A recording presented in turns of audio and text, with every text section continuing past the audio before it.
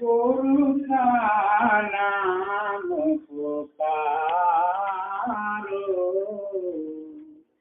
सतगुरु को पियरे धारो। परम संत सद्गुरु स्वामीजी महाराज వాక్యం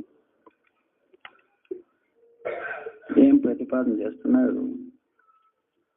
మన హృదయంలోన ఎల్లప్పుడూ సతగురు యొక్క నామపు కావు, సద్గురువులు ఇచ్చినటువంటి సద్గురు ప్రసాద రూపంగా మనకు కృప చేసినటువంటి సతనామము ఎల్లప్పుడూ స్మరిస్తూ ఉండండి.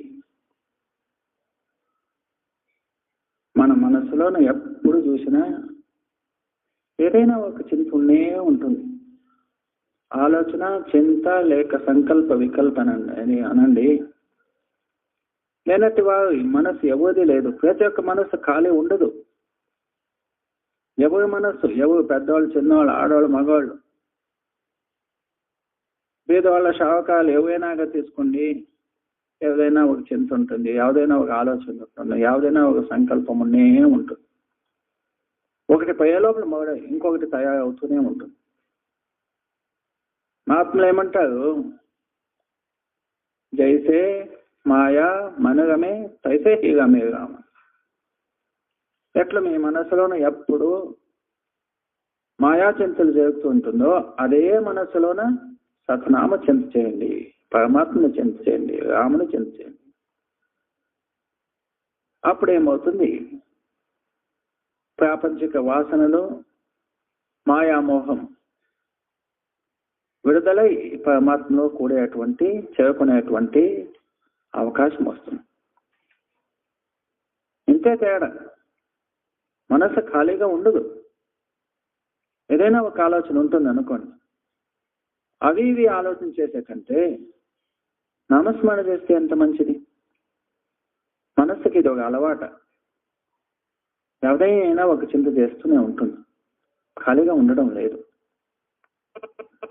అందుకని వేరే చింతలు చేస్తూ చేస్తూ జీవితాన్ని నష్టం చేసుకునే కాదంకంటే సతనామం, ఆ సద్గురువులు చెప్పినటువంటి వాక్యాలు గుర్తుపెట్టుకుంటే ఎంత మంచిది కదా. అందుకని ఎల్లప్పుడూ సద్గురువులు చెప్పినట్టు నామస్మరణ, శ్వాసోశ్వాస నామస్మరణ. ఏక తిల్ ప్యాగా బీసవే జానో బస్ 50. ఒక క్షణమాత్రమైన మర్చిపోకూడదు. ఒక క్షణం మర్చినామంటే జీవితంలోనూ 50 ఏళ్ళు సమస్యను నష్టమైందో అని భయపడాలి. పరమాత్మని స్మరణ, గురువుల ధ్యానము, నామస్మరణ మర్చిపోయినామంటే నా శ్వాస వృథాగా పోయింది అని బాధపడాలి. అట్లు స్మరణ చేస్తూ చేస్తూ, స్మరణం ఎందుకోసం చేయడము? అన్య చింతలు వదిలిపెట్టి ఆ నామస్మరణ చేయాలి. నామంలో చిత్తం కూడాలి. నామంలో చిత్తం ఐక్యమైందంటే మనస్సు అంతరంలో వస్తుంది, భూమధ్య స్థానంలో నిలబడుతుంది. బయట ఆలోచన చేసేటువంటి మనస్సు, 9 ద్వారాల్లో తిరిగే మనస్సు నామస్మరణ ద్వారా లోపల వస్తుంది, అంతరంలో వస్తుంది. అక్కడ సంపూర్ణంగా నిలబెట్టడానికి కోసం సద్గురువుల ధ్యానం అన్నారు. సతగురుకు ఏవే ధారో.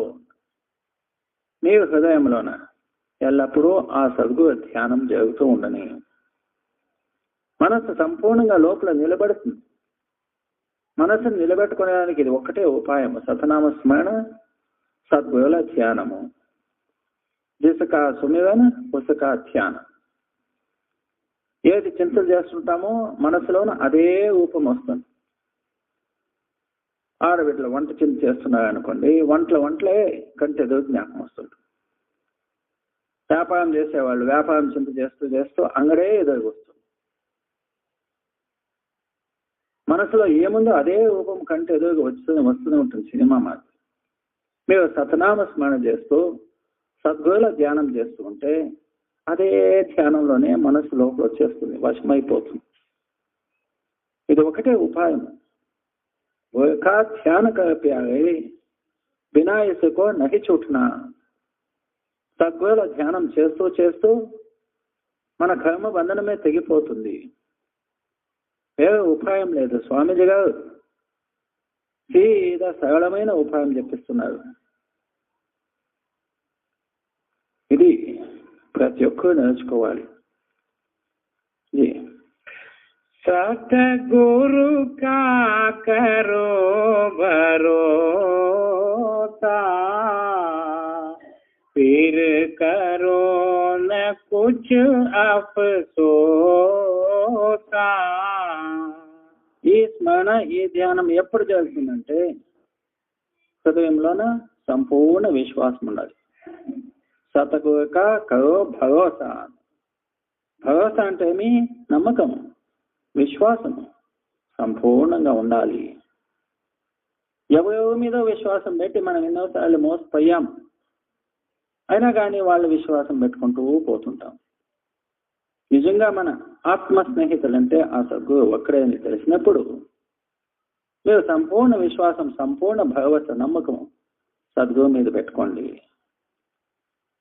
మీరు కరైనా కొంచెం అపసోస, మళ్ళీ మీకు ఎప్పటికీ చింత, బాధలు అనేది ఉండదు. అటువంటి విశ్వాసం రావడం సాధారణ విషయం కాదు.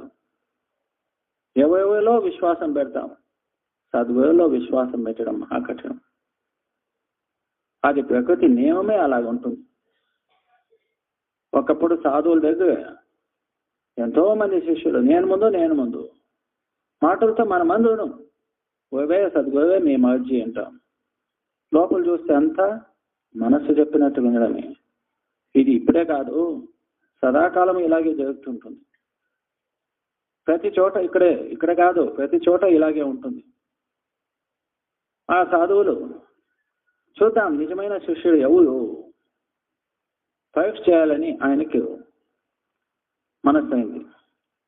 ఎంతో మంది నేనంటే నేను స్వామి, నేను నిజమైన శిష్యుడు, నేను మీరు చెప్పినట్టే నడుచుకుంటాను, మీ మర్జీ, ప్రతి మాటకు మీరు ఎలా హుకం చేస్తారో అలా నడుచుకుంటాము అనేవాళ్ళు. వండుకున్నట్టే గురువుగారికి, సాధువులకి కాళ్ళ మీద గాయమైంది, పెద్ద గుళ్ళు లేచింది.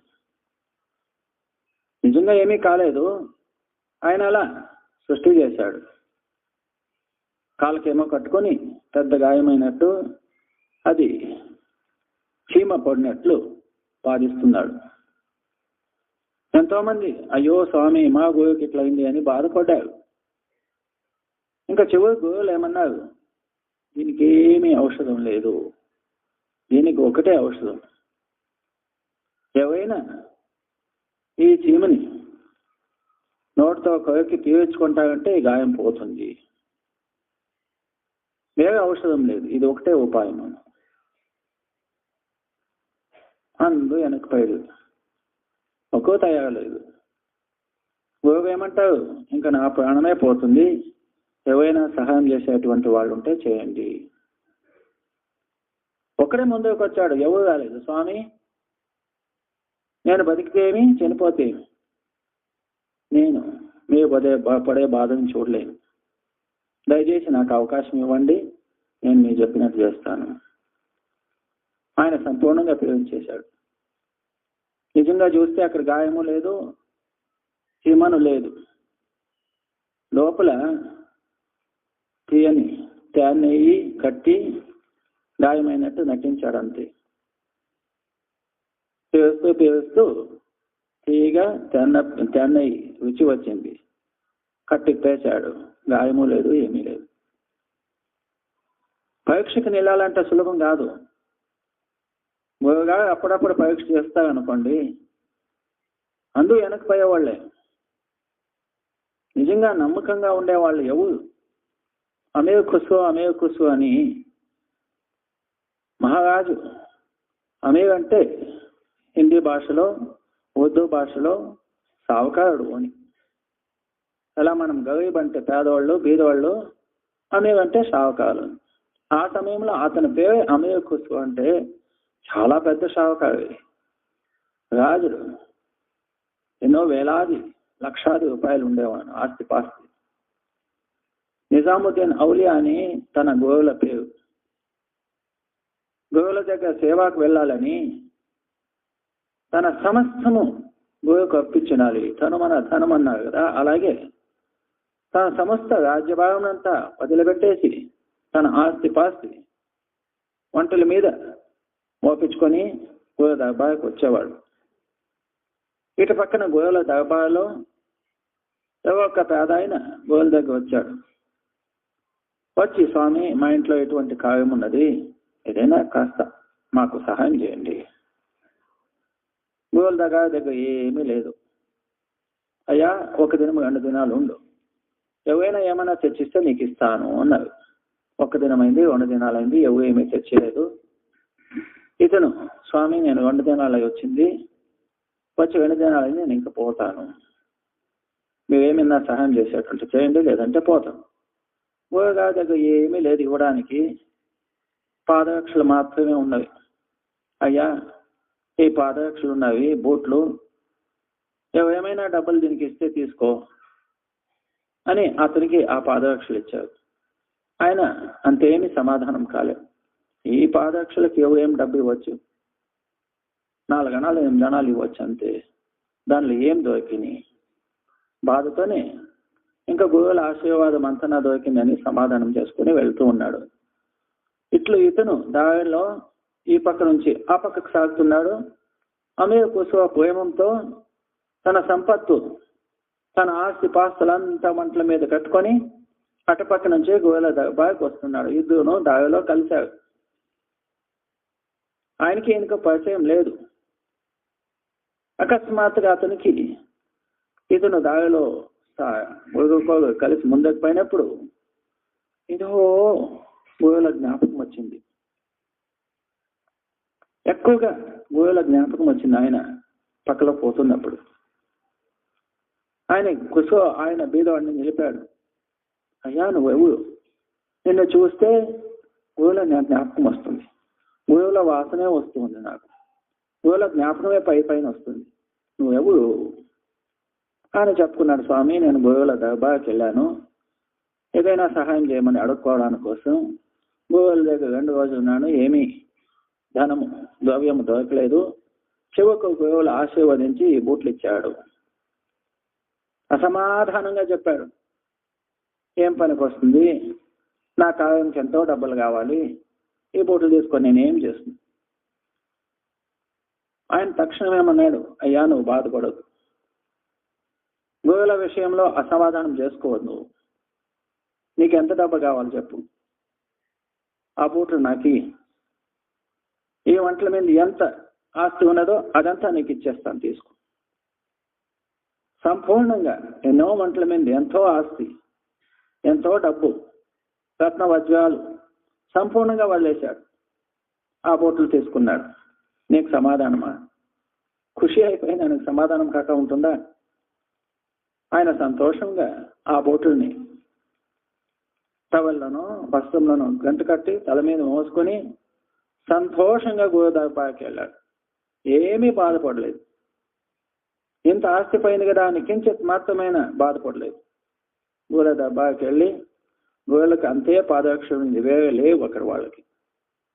సీదా తీసుకువెళ్ళి గోవుల పాదాల కింద పెట్టాడు. గోవులకు తెలుసు ఇదంతా ఏం జరిగిందని. మౌనంగా కూర్చున్నారు. కానీ ఇంకా పరీక్ష చేయాలని అమీర్ కుస్వాని అడిగారు. అయ్యా, బూట్లకి ఎంత డబ్బులు ఇచ్చి తీసుకొచ్చావు? స్వామి, నా దగ్గర ఏం ఆస్తి ఉన్నదో అంతా ఇచ్చి తీసుకొచ్చాను.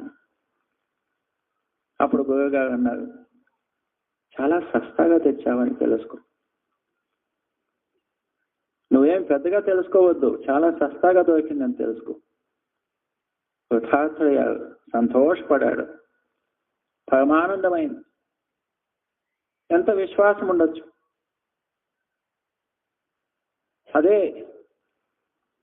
అమీర్ కుస్వాని ఎంట పెట్టుకొని తిరిగేవాడు. ఎంతో మంది శిష్యులు. నిన్న మొన్న వచ్చిన వాడు ఇతనే మహా పెద్దోడేమి, ఇతనే ముందు పెట్టుకొని గోలు తీరుతున్నారని అసూయపడ్డాడు. ఇంకా అది నువ్వు తెంపేయాలని 1 దినము గోయలే నాటకం చేశాడు.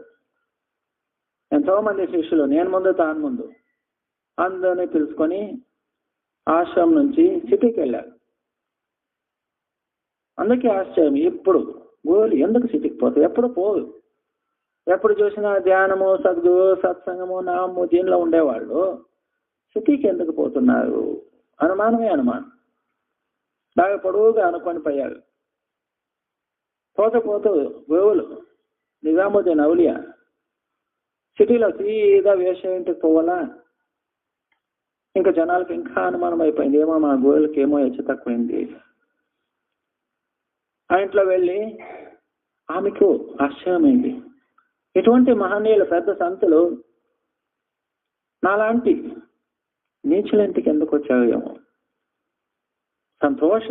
సంతోషంగా ఆమె అడిగిన, స్వామి నాలాంటి పాపి మీలాంటి మహాన్ సంతులు కావడం అంటే ఏమిది? నా నుంచి ఏం సేవ చేయాలనో దయచేసి చెప్పండి, మీరు చెప్పినట్టు చేస్తాను. గోలు ఏమన్నా నాకేమి ఇచ్చేదొద్దు, ఈరోజు నీ ఇంట్లోనే పనుకుంటాను, నాకేమన్నా అన్నం ఇవ్వు.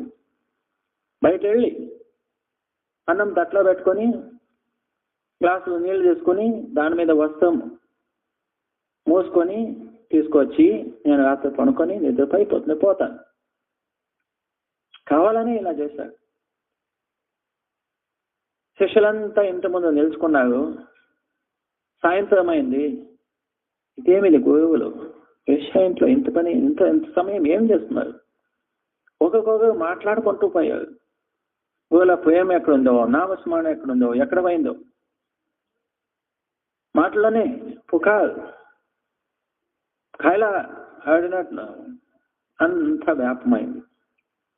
ఒక్కొక్కరు ఇదే పనికిరాని మాటలనే. ఇంకా ఈమె బయటికి వెళ్ళి తట్లో అన్నం పెట్టుకొని గ్లాసు నీళ్ళు తీసుకొని పైన వస్త్రం మూసుకొని వచ్చేప్పుడు జనాలకి ఇంకా అనుమానం వచ్చేసింది. వేశ్య ఇంట్లో భోజనం చేయడం అంటే ఏమి? ఆమె మాంసం తెచ్చిందో ఏమో, బ్రాండీ తెచ్చిందో ఏమో గ్లాసులోన. గోవులు మతి అయింది. ఇప్పుడు ఇంకా మేము నమ్మలేము, గోవులు నమ్మలేము, పదండి వెళ్ళిపోదాం. ఒక్కొక్క మాట్లాడుకుంటూ వెళ్ళిపోయాడు. భోజనమైనా కానీ గోవులు బయటకు రాలేదు. ఓహో, మా గోవులు ఇంకా చెడిపోయారు. పైన విశ్వాసం. రాత్రి అంతా ఇతను ఒక్కడే ఉన్నాడు. ఎవరు? అమేకుసు.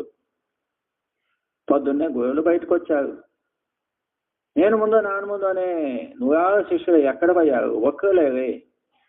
అమేకుసు ఒక్కడే నిలుచుకున్నాడు. అయ్యా అందరూ ఎక్కడ పోయారప్ప? స్వామి అందరూ వెళ్ళిపోయారు. ఎందుకు వెళ్ళారు? ఏమో స్వామి, నాకేం తెలుసు, ఏమేమో మాట్లాడుకుంటునేవాళ్ళు, నేనేం చెవుల్లా వేసుకోలేదు, అలా ఉన్నాను నేను. అయ్యా అందరూ పోతే నువ్వే అలా ఉన్నావు, నువ్వెందుకు పోలేదు? అప్పుడు ఏమన్నారు స్వామి, నేను ఎక్కడ పోను, నాకు వేరే స్థలం ఏముంది, వేరే ఆశ్రయం నాకేముంది, మిమ్మల్ని తప్పితే నాకు ఇంకెవరు గతి, మిమ్మల్ని వదిలిపెట్టి నేను ఎక్కడ పోను, నేను నన్ను ఎక్కడ పొమ్మంటున్నారు, దయచేసి పొమ్మనదండి, మీ పాదసేవ వదిలి నేను ఎక్కడ పోను స్వామి. గోవులు ఆలకించారు, సంతోషపడ్డారు, కన్నీళ్లు వేశారు. ఇది నిజమైన విశ్వాసం, నిజమైన భరోసా. గోవుల పరీక్షకు నిలిచేది సాధారణ విషయం కాదు. మనసులోని అభావాలు వచ్చేది సహజం. ఒక్కొక్కరు చెప్పుకుంటూ అభావాలు చెప్పుకుంటూ వదిలిపెట్టి పోయిస్తారు. ఎవరో లక్షావధి కోట్యావధికి ఒకే నిజంగా ఎటువంటి విశ్వాసం పెట్టుకునేవాడు. అందుకని స్వామీజీ గారు ఏమంటున్నారు, గోర్ఖా కరో భరోసా, గోవుల మీద సంపూర్ణ విశ్వాసం ఉన్నని. కరైనా కొంచెం అపసోస, మళ్ళీ ఇంకా అటువంటి విశ్వాసం ఉంటే అప్పుడు నామస్మరణ అవుతుంది, అప్పుడు ధ్యానం అవుతుంది. వాళ్ళకి ఇంకేమి నప్పి బాధ ఉండదు. ఎందుకంటే సంపూర్ణం తన ఆశలన్నీ వదిలిపెట్టి సంపూర్ణం ఆ సద్గురుల ఆసనంలో ఉండేవానికి భయమేమి, చింతెందుకు? జీ सतगुरु तो ही छिन छिन पोसे, अंधता तेरी सब विधि को से। అట్లున్నప్పుడు సద్గురువులు క్షణ క్షణము అటువంటి వాళ్ళని రక్షణ చేస్తారు. ఇంకా ఏమీ గతి లేదు, సర్వస్వము సద్గురువే. అటువంటి వాళ్ళకి ఎవరు గతి? దేవుడు లేడు, దేవతలు లేదు, ఆధారం లేదు, వెనక ముందు లేదు, సర్వస్వము హే సద్గురువే నువ్వే అన్నప్పుడు అటువంటి వాళ్ళకి సద్గురు క్షణ క్షణము వాళ్ళని రక్షణ చేస్తాడు. హంగత సభవిధి కోసేను, వాళ్ళలోని అహంకారం, విషయ వాసనలు అన్ని సద్గురువే తీసేస్తాడు. తన ప్రయత్నం లేకుండానే సద్గురు కృపతో అన్ని విషయ వాసనలన్నీ వెళ్ళిపోతాయి. तू कर उन चरणन होशे,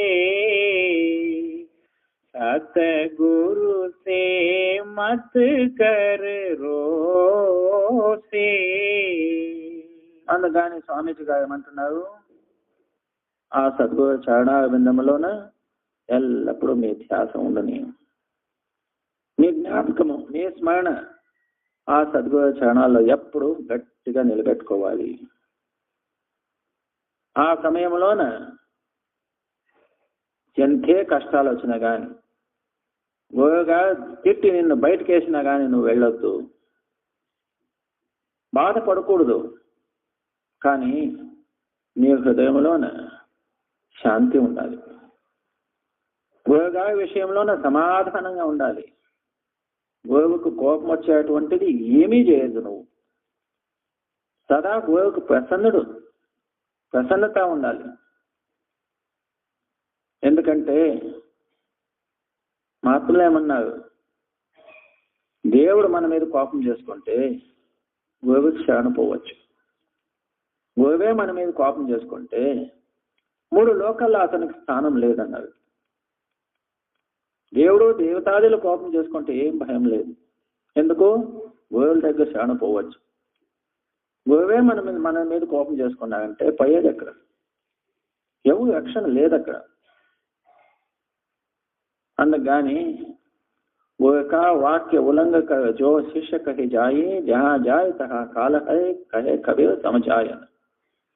కబీర్ సాహెబ్ ఏమంటారు, నువ్వు గురువుకు వివాద భావం నుంచి బయటికి వెళ్ళావంటే 3 లోకాల్లో స్థానం లేదు. ఎక్కడ చూసినా కాలశక్తి. सतगुरु गति अब सुन मोसे,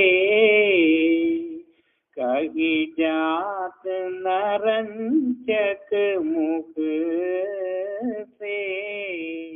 సద్గురుల మహిమ, సద్గురుల గతి అగమ్యమైనది. అగమ్య అంటే ఏమి? ఇంత అని వర్ణన చేయడానికి సాధ్యం లేదు. బుద్ధితో మాట్లాడాలి, చెప్పాలి, వర్ణన చేయాలంటే సాధ్యం కాదు. ఏమో నాకు తెలిసినట్టు కించిత్ మాత్రం నేను చెప్తున్నానంటే. ఎంత చెప్పినా కానీ కబీర్ సాహెబ్లు ఏమన్నారు,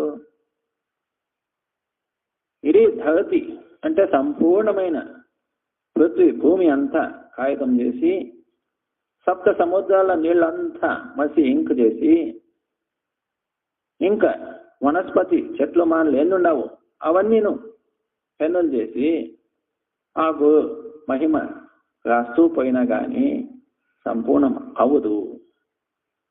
ఇట్లున్నప్పుడు గురు మహిమ నేను ఎట్లా వర్ణన చేయను? చెప్పడానికే సాధ్యం లేదు. ఏం చెప్పానో అది కించిత్ ఇంత మాత్రమే, గింజంత మాత్రం, సాసు గింజంత. 10वें में खींचे 9 से, फिर एक करे ताही 2 से. గురువుల సహాయం, నిజమైన సహాయం ఏమి? మన చేతన సత్తా 9 ద్వారాల్లో ఎప్పుడు తిరుగుతూ ఉంటుంది. గురువుల సహాయం దొరికితే గురువుల సత్నామం నుంచి, గురువుల ధ్యానం నుంచి 9 ద్వారాల్లో తిరిగేటువంటి చేతనము 10వ ద్వారంలో నిలబడుతుంది.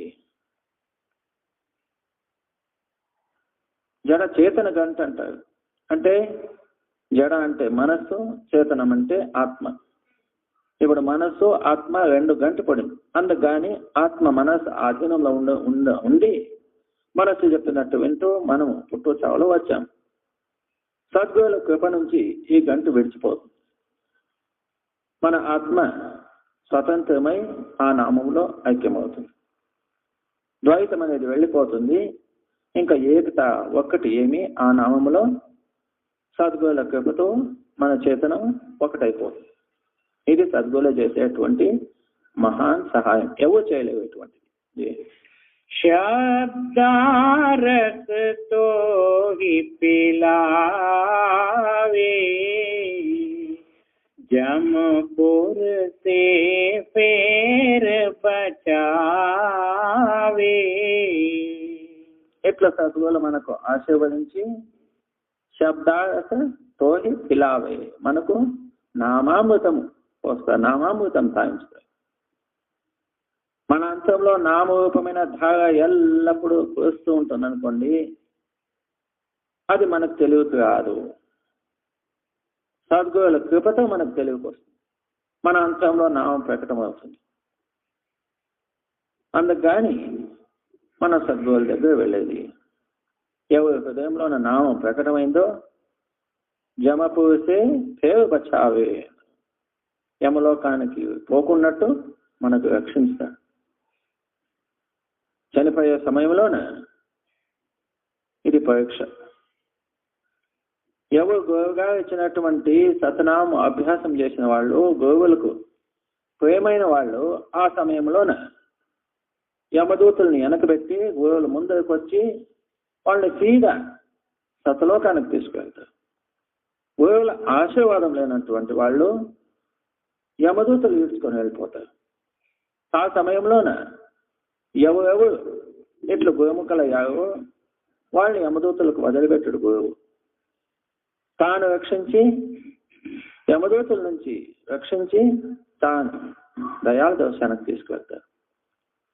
గురునానక్ సాహెబ్ గారు ఏమంటారు, ధర్మరాయికి కాను చుకావే. ధర్మరాయిని లెక్క ఏముందో అదంతా తీర్చేస్తారు. కబీర్ సాహెబ్లు ఏమంటారు,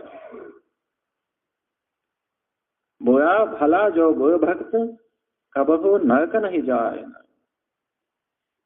వాడు ఎట్లా వాడైనా కానీ, శిష్యుడు మంచోడు కానీ చెడ్డోడు కానీ, ఎవరెవరు గురువు మీద నమ్మకం పెట్టి గురువుల వాక్యాన్ని నమ్మారో అటువంటి వాళ్ళకి నరకానికి పంపించడు గురువు. शब्दारस तो ही पिलावे, जमपुर से फेर बचावे. घर आगम तो ही दर्शावे, मार्ग सब तो ही लखावे. ఇంకా అంతేకాకుండా మన అంతంలో అభ్యాసం చేసేదానికి కృప చేసి అగమ తోహి దర్శావే. అగమ్యమైన దేశం ఏమి ఆ సత్లోక సత్యం మన బుద్ధి నుంచి తెలుసుకోవడానికి సాధ్యం లేదు. అటువంటి లోకానికి తీసుకువెళ్తాడు. అక్కడ ఆ పరమాత్మను దర్శనం చేపిస్తాడు. మార్గంలోన అడుగడుక్కు సహాయం చేస్తూ మనల్ని తీసుకువెళ్తాడు. వచ్చి దారి చూపించి అక్కడ పక్కకు పోడు, మార్గదర్శకుడు ఉంటాడు. ఎందుకంటే ఒక క్షణము గురువుల సహాయం లేదంటే కాలశక్తి మనల్ని తినేస్తుంది.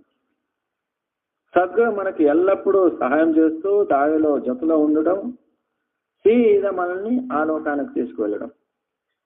ఇటువంటి సహాయం ఎవరు చేయరు. जो संगत उनकी करते, सो जग से कभी न डरते. ఎవరు ఇట్లో గురువుల సాంగత్యం గురువుల స్నేహం సంపాదన చేస్తారో వాళ్ళకు కబీనడైతే జగత్తులోనే భయం అనేది ఉండదు. మనకందరికీ భయమేమి, మన కులస్తులు ఏమనుకుంటారు, జనాలు ఏమనుకుంటారు, ఇట్లే ఉండిపోతే నా గతి ఏమో, ముందుకు నా గతి ఏమి, ప్రతి ఒక్క దానిలోనూ భయం. గోముఖులకి ఏమీ భయం ఉండదు. సద్గురువే నువ్వు ఎట్లా పెడతావు అట్లా, ఏ స్థితిలో పెడతావు అది నాకు సంతోషం. ఎట్లయినా ఒక దినము వెళ్ళిపోయేదే కదా. మన భాగం మనం మోసుకుంటే ఎంత బాధ. సర్వస్వము అతను ఒప్పించినప్పుడు భయం ఏముంటుంది చెప్పండి. సద్గురువులు మనకు అభయ రూపమైన ఆశీర్వాదములు. అందుకని సద్గురువుల ఆశీర్వాదం అంటే అభయ హస్తము అంటారు.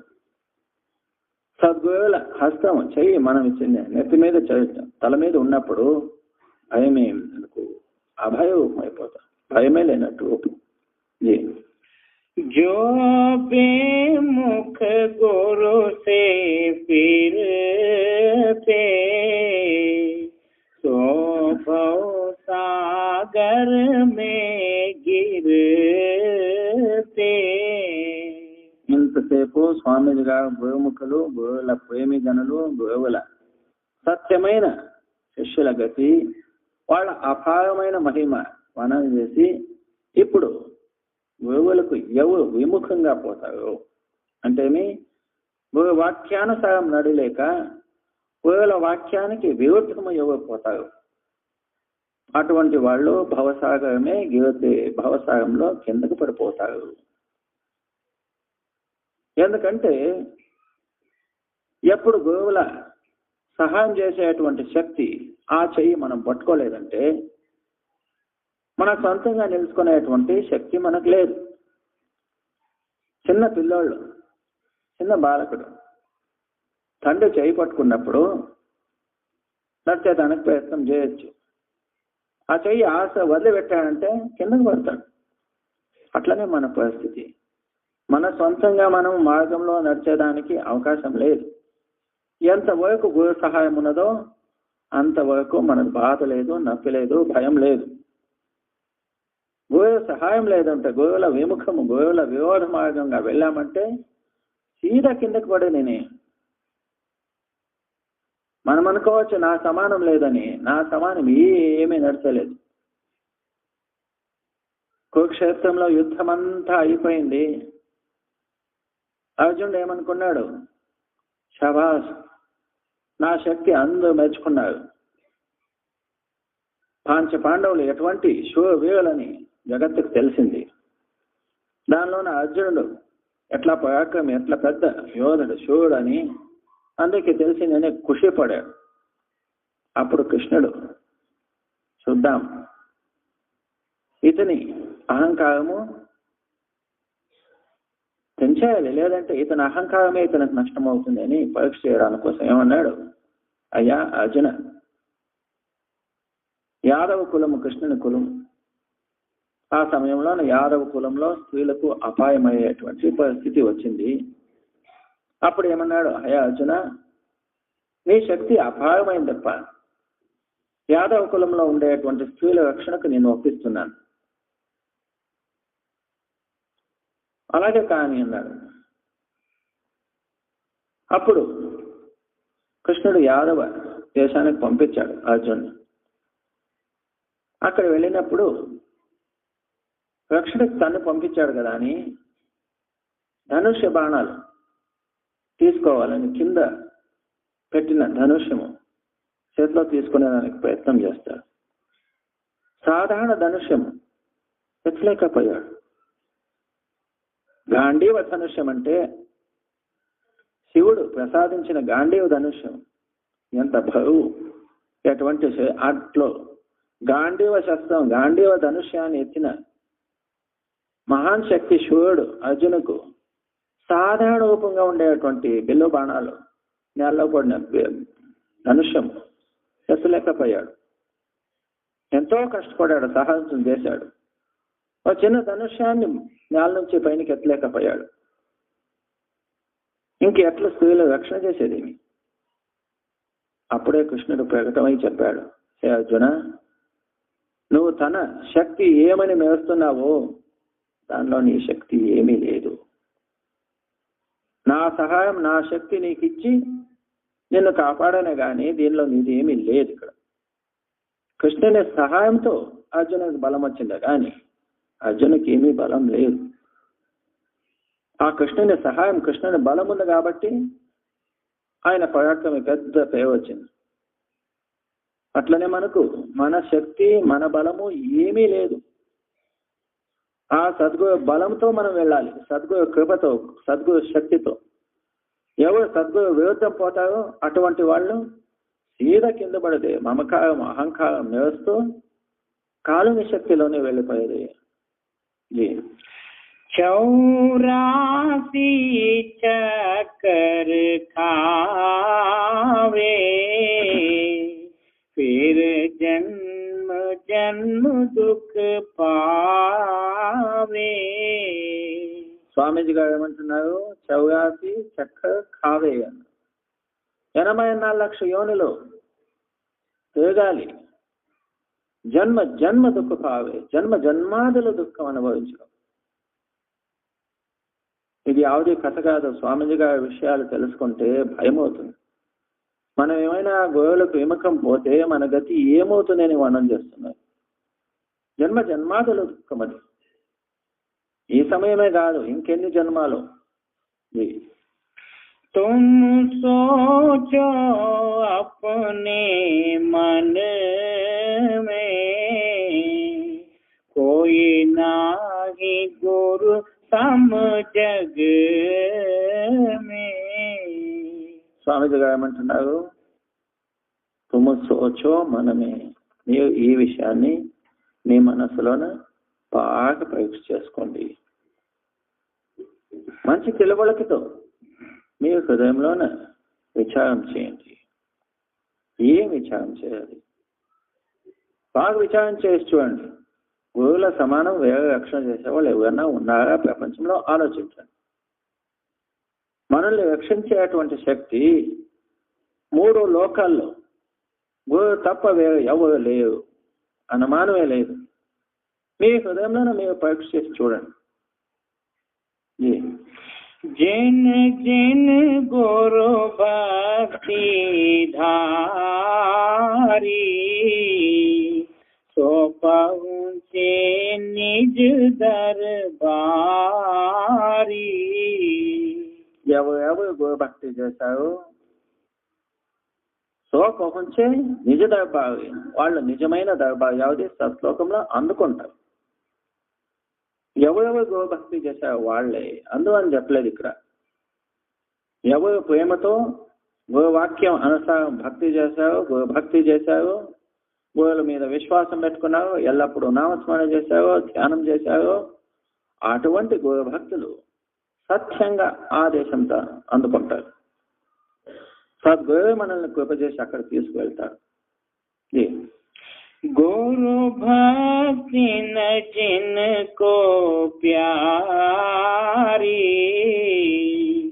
तिन जीते बाजी हारी. ఎవరికి గురు భక్తి మంచిని అనిపించలేదు, మనస్సు చెప్పినట్టు వేరే పండుగలు జాతులు ఇవి అవి పట్టుకొని గురు భక్తి నుంచి ఎవరు దూరం పోతారో వాళ్ళ జీవనం ఎట్లుంటుందంటే జీతి బాజీ హావి. అతి అమూల్యమైన మనుష్యనం గెలిచేదానికి పరమాత్మ ఇచ్చాడు, వాళ్ళు సోలిపోయారు. ఈ ఆటలోన కిందకు పడారు, సోలిపోయారు. మనుష్యనం నష్టం చేసుకున్నారు. గురుభక్తి చేసేదాన్ని వదిలిపెట్టి గురుభక్తి మీద సత్యమైన విశ్వాసం లేకుండా గురుభక్తి చేయలేకపోయిన వాళ్ళు మనుష్యనం దొరికినా కానీ దాన్ని ప్రయోజనం పొందక నష్టం చేసుకుని పోయారు. गुरु चरणन आशिक होना यह बात बड़ी क्या कहना. ఇంకా గురుభక్తి చేసేది సులభమని చెప్పొద్దండి. గురు చరణమే ఆశిక్ హోనా यह बात बड़ी क्या कहना. గురువుల చరణాల విందంలో సంపూర్ణంగా విశ్వాసం పెట్టడము, ప్రేమ చేయడము మహాభాగ్యం. ఇది ఈ భాగ్యతనం చెప్పడానికి సాధ్యం లేదు. ఏమని చెప్పండి? గురువుల చరణంలో విశ్వాసం పెట్టడము మహా పెద్ద విషయం అనుకోండి. ఇంట్లోనే అందరి మీద విశ్వాసం పెట్టుకుంటాం, అదేం పెద్ద మాట కాదు. ఎందుకంటే స్వార్థంతో నిస్వార్థ రూపమైన ఆ గురువుల చరణంలో విశ్వాసం పెట్టడము, ఆశకు పోనా అంటేమి ప్రేమ చేయడము, యహ బాత్ బడి చాలా పెద్ద విషయము. క్యా కహనా, ఏం వర్ణన చేసేది. गुरु लगे जिसे अति प्यारे, तीन कुल कुटुंब सब तारे. ఎవరు గురువులకు ప్రియమయ్యారో వాళ్ళు వాళ్ళ కుటుంబం అందరూ గెలిచిపోతారు. ఎవరి మీద గురువుల కృప కలిగిందో, గురువులు ఎవరి మీద అనుగ్రహించారు, ఎవరు గురువులకు ప్రియమయ్యారు, వాళ్ళ కుటుంబం అందరూ తరించిపోతారు, ఉద్ధారం అయిపోతారు. సాధారణ విషయం కాదు ఇది. చిన్న धन पिता मात उन जन के,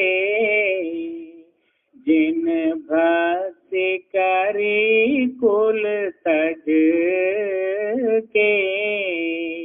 ఎవరు కుల మర్యాద, కుటుంబ మర్యాద అన్ని వదిలిపెట్టి ఎవరు భక్తి చేస్తున్నారో, గురువుల వాక్యానుసారం నడుస్తున్నారో, గురు భక్తి చేస్తున్నారో అటువంటి వాళ్ళు శ్రేష్ఠ జనులు. వాళ్ళ తల్లి తండ్రి అందరూ పెద్ద భాగ్యవంతులు.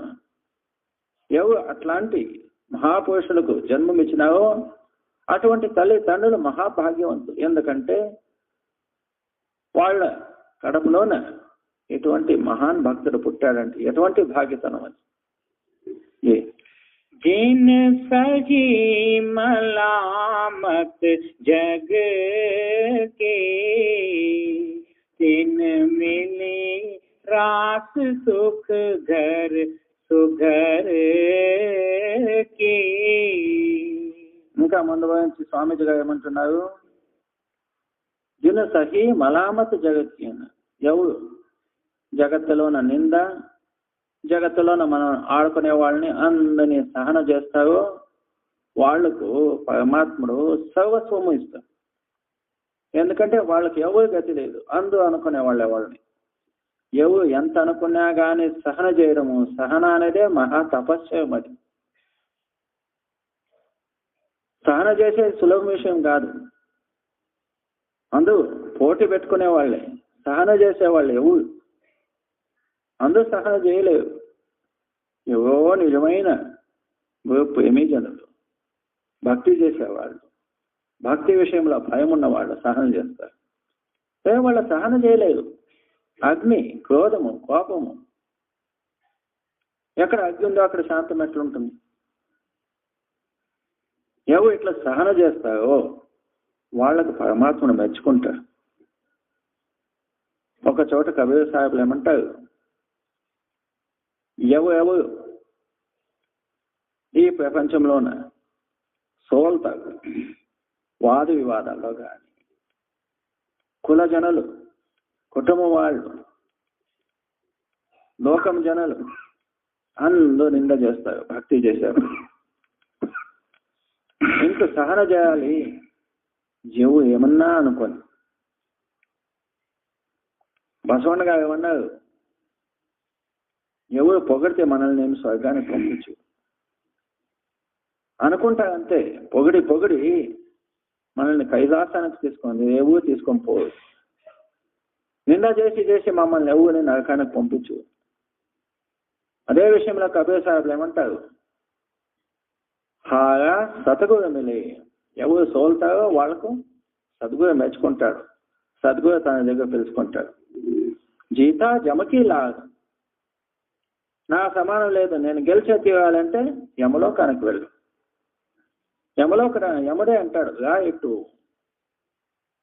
ఎందుకంటే నువ్వు ప్రపంచంలో అభిమానంతో అహంకారంతో ప్రతి వారంలో గెలిచిపోవాలి అనే అహంకారం వాడు గీతా జమకిలా వాడు యమని స్నేహితుడు. సోలిన వాడు గురు స్నేహితుడు, గురువుల ప్రేమి. ఎందుకంటే గురువుల ప్రేమి దీనానాథ్. ఎవరు దీనిలో ఉండాలో వాళ్ళకి రక్షణ చేస్తారు. అక్కడ గెలిచిన నాతో సావుకార నాతో అనలేదు. గరీబ్ నివాజ్ ఎవరు పేదోళ్ళు ఉండారో దీనులు ఉండారో సోలినట్లంటూ ఉండారో వాళ్ళకి పరమాత్మ మెచ్చుకుంటాడు. గెలిచిన వాళ్ళకి మెచ్చుకునేది ఎవరు? యమరాయుడు. మీకు ఏది కావాలో నీవే నిర్ణయం చేసుకోవాలి. ప్రతి ఒక్క దానిలో మనం గెలిచిపోవాలి అంటాం. ఎక్కడ ఏం గెలిచేది? ఇక్కడ గెలిస్తే అక్కడ నరకము, ఇక్కడ సోలితే అక్కడ స్వర్గం. యాది కావాలి? అవును. जिन सही मलामत जग के तिन मिले रास सुख घर के. ఇక్కడ ఎవరు సహనం చేసుకుంటూ ఉంటారు, ఎవరు ఏం నిందా చేసినా సహనం చేస్తారో వాళ్ళకి సుఖ సాగరమే, సుఖం భండారమే దొరుకుతుంది. ఎక్కడ? ఆ సత్లోకంలో. जो कुल लाज जगत से डरे गुरु भक्ति से वह पुण्य गिरे. ఎవరు ప్రపంచంలో మనోళ్ళు ఏమనుకుంటారు అని భయం ఉంటే వాళ్ళు గురుభక్తి నుంచి కిందకు పడతారు. అందరూ వస్తున్నారు, నువ్వెందుకు రావు? అందరూ మనల్ని అందరూ ఏడ్చేవాళ్ళే. పండుగలు కానీ ఇంకొకటి కానీ మరొకటి కానీ చేస్తూ చేయలేదంటే భయం పెట్టిస్తారు. ఇంతమంది మనమందరూ చేస్తుంటే నువ్వు రాలేవే ఎందుకు అంటారు. వాళ్ళ మాటలని ఎవరు గురుభక్తి నుంచి దూరం పోతారో జగత్తులో భయం పడి వాళ్ళు ఏమనుకుంటారో వీళ్ళు ఏమనుకుంటారో చేయలేదంటే ఎట్లవుతుందో ఏమో అప్పుడప్పుడు భయం. ఇటువంటి ఆచరణలు, వ్రతాలు, నియమాలు, తీర్థాలు, క్రియాకర్మాలు, పూజలు చేయలేదంటే మన ఇంట్లో ఏమో దోషం అవుతుందో ఏమో, ఏం తప్పు అవుతుందో ఏమో, ఏం కష్టాలు వస్తావో ఏమో, ఎవరేమనుకుంటారో ఏమో. ఇది ఎవరిలోన ఉన్నదో వాళ్ళు గురుభక్తి చేయలేవు. గురుభక్తి నుంచి కిందకు పడిపోయారు అనుకోండి. అవును. जो कुल लाज जगत से डरे गुरु भक्ति से वह पुण्य गिरे. ఎవరు జగత్తులోన ఆచరణల కోసము, దేవుళ్ళ కోసము, పూజల కోసము భయపడతారో వాళ్ళు భక్తి నుంచి దూరం పోతున్నారు. ఎంతో మంది ఇలా చెప్తూనే ఉంటారు, మన ఇంటి దేవుడు చేయలేదంటే ఏమవుతుందో ఏమో. ఇవన్నీ భయం ఎవరికి ఉన్నదో వాళ్ళు విభక్తి చేయలేరు. सूरारन से कभी ना टरे सती सदा मुर्दे संग जरे. భక్తి చేసేప్పుడు ఎట్లా మనం నిర్ధారణ చేయాలి, గట్టిగా మనసు చేయాలి. ఎట్లా చేయాలంటే శూర రణతే కవినట్టవే. నిజమైన శూరుడు యుద్ధభూమిలో వెళ్ళాముడు, రణమైదానంలో భయం పడి వాపసు రాడు. సతీ సహగనం పయ్యేటువంటి స్త్రీ తన పతి శవాన్ని తీసుకొని అగ్నిలో కాల్చుకోవడానికి భయపడి ఇంటికి వాపసు రాదు. रण छोड़े कायर कहलाए सती फिरे भंगी घर जाए. యుద్ధం నుంచి తిరిగి వాపసు వచ్చాడంటే, భయపడి వచ్చాడంటే అతన్ని కాయ అంటే మీ పేరుకువాడు అంటారు. సతీ అగ్ని చూసి ఇంటికి వాపసు వచ్చిందంటే భంగి అన్నారు. ఏమి భంగి జనుల ఇంటికి ఊ అవతల ఉంటుంది, అక్కడ పంపించేస్తా. ఇంట్లో ఊళ్ళో కూడా పిలుచుకో వాపస్. पपीहा अपनापन नहीं त्यागे, जले पतंगा ज्योति आगे. పపిహ అపన పననహి త్యాగి. పపిహ అంటే చాతక పక్షి. మనం చూసామో చూడలేదు. చాతక పక్షి విశేష గుణమేమి? స్వాతి నక్షత్రం. ఆ నక్షత్రంలో వాన పోస్తే మాత్రం నీళ్ళు తాగుతుంది, లేదంటే ప్రాణం వదులుతుంది. ప్రాణం పైన సరే వేరే నీళ్ళు తాగదు, బతకదు. ఆ నక్షత్రంలో కోసేటువంటి వాన నీళ్ళే తాగుతుంది. ఇంకా పతంగ అంటే వానకాలంలో దీపం అంటిస్తానే, లైట్లు అంటిస్తానే పులుగులు వస్తాయి, ఎక్క పులుగులు. ఆ పులుగులు చూడండి, దీపం అంటిస్తానే తక్షణమే వేలాది వస్తాయి. మీరు చేతిలో పట్టుకొని దూరం ఎక్కడన్నా వేయండి, ఉండదు. అది ఆ దీపంలో కాల్చి చనిపోయినా పర్వాలేదు, దీపం అంటే ఆకర్షితం అవుతుంది. मछली को जैसे जलधारा, गुरुमुख को सतगुरु अस प्यारा. చేపలు ఎక్కడుంటావి? నీళ్ళు ఉంటాయి. నీళ్ళు వచ్చి బయటకు తీస్తే చనిపోతాయి. స్వామిజీ గారు ఇవన్నీ ఉదాహరణలు ఇచ్చేయమంటారు. గోముఖకు అస గోప్యాయ. గోముఖులకు ఇట్ల గోవు ప్రియంగా ఉంటాడు. చూడు ఆయన మైదానము వదిలిపెట్టి బయటకు రాడు. సహగమనం అటువంటి స్త్రీ అగ్నిలో కాల్చి ఉంటుంది కానీ వెనక్కి వాపసు రాదు. చాతక పక్షి స్వాతి నక్షత్రం వాన తాగుతుందే కానీ వేరే నీళ్లు తాగి బతకదు. రెక్క పొలుగా పతంగం అగ్నిలో కాల్చిపోయినా కానీ ఆ దీపానికి ఆకర్షణ అయిపోతుంది కానీ వాపస్ పోదు. చేపలు నీళ్ళలోనే బతుకుతుంది కానీ నీళ్లను వదిలిపెట్టి ఉండదు. నిజమైన గోయ భక్తుడు, గోపుత్రుడు గోవుని వదిలి వేరే బతకడానికి ఆశపడు. గోవే సర్వస్వమైంటాడు. ఇవన్నీ ఉదాహరణలు ఇచ్చి మన ప్రేమ అలా ఉండాలి అని చెప్తున్నారు. जिन पर बख्शिश गुरु की होए, गुरुमुख ऐसा बिरला कोई. ఎంత కఠినమైన విషయం ఇది. వాళ్ళే అంటారు ఐసా గురుముఖ వేళా పోయింది. ఎవో వేళ లక్షావధి కోట్లావధి జనంలో ఒకో ఇద్దరు అటువంటి శిష్యులు ఉంటారు కానీ అందరూ శిష్యులు కాదు. ఐసాగం అటువంటి గోముఖలు ఉండడము మహాకఠినం. మనమందు గోవుల శిష్యులే, మనమందు సేవాదారులే, మనమందు గోపుత్రులే, మనమందు సత్సంగులే. స్వామీజీ గారు చెప్పినటువంటి గోపుత్రులా అని పరీక్ష చేసుకోవాలి. అవు जिन पर बख्शिश गुरु की होई, गुरुमुख ऐसा बिरला कोई. ఎవరు అటువంటి వేళ గోపుత్రులు? ఎవరికి గోవుల బక్షీస్ అంటేమి ఆశీర్వాదం. ఎవరికి ప్రాప్తి అవుతుందో అటువంటి వాళ్ళే గోముఖులు. राधा स्वामी कहे बनाए, सेवक को गुरु दिया जगाए.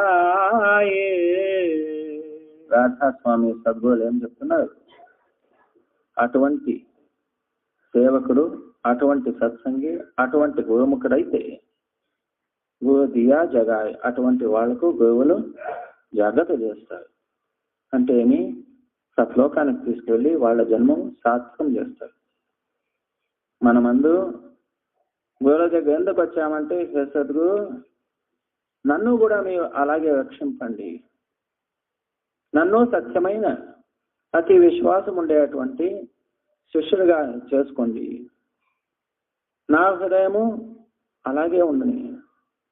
ఇది వేడుకునే దానికోసం వచ్చాం. పైన పైన భక్తి ఎవరైనా చేయగలరు. సత్యమైన విశ్వాసం, స్వామీజీ గారు ఏ పాఠం చెప్పించినారో అట్లు భక్తి చేయడము చాలా వేయడం చాలా కఠినం. కానీ చేసిన వాళ్ళ మహిమ ఇంత అని చెప్పలేము అన్నారు. అగమ్యమైనది, పెద్ద మహిమ, పెద్ద బాధ్యతనము. ఎందుకంటే ఈ జన్మమే సార్థకం అయిపోతుంది, చేయలేదంటే ఈ జన్మం నష్టమవుతుంది. ఇదంతా గుర్తుపెట్టుకొని మనం 4 రోజులు చేసినటువంటి సత్సంగము, భండార కార్యక్రమము, సేవ అంతా సఫలం ఎప్పుడు మన హృదయంలోన సద్భక్తి సద్బుద్ధి పుట్టితే. ఎలా వచ్చామో అలా వెళ్ళిపోతే ఫలమేమిటి? వచ్చినటువంటి 4 రోజులు గడిపిన దానికి సార్థకమే. ఖాళీ చేతిలో వచ్చి ఖాళీ చేతిలో పోకూడదు. ఇక్కడ బాబాజీ గారు ఎల్లప్పుడూ ఇదే చెప్పేది, మీరు ఖాళీ చేతిలో పోవద్దండి. పోయేటప్పుడు ఏమన్నా నింపుకొని పోండి. నింపుకొని పోండి అంటే భోజనాలు కాదు, సామాన్లు కాదు, బ్యాగులు కాదు, భక్తి అనే దాన్ని నింపుకొని పోండి. ఈ ప్రపంచంలో దొంగలు దొంగతనం చేసి నింపుకొని పోతారు, లోభి జనుల డబ్బులు నింపుకొని పోతారు, ఆశ ఉన్న వాళ్ళ ఆశలు నింపుకొని పోతారు. భక్తులు భక్తి నింపుకొని పోవాలి. మనకు ఆశలు వద్దు, డబ్బులు వద్దు, మోసం వద్దు, భోజనాలు వద్దు. పరమాత్మ నా హృదయం నుంచి భక్తి నింపుకొని వేడుకోవాలి. राधा स्वामी कहे बनाए, सेवक को गुरु दिया जगाए.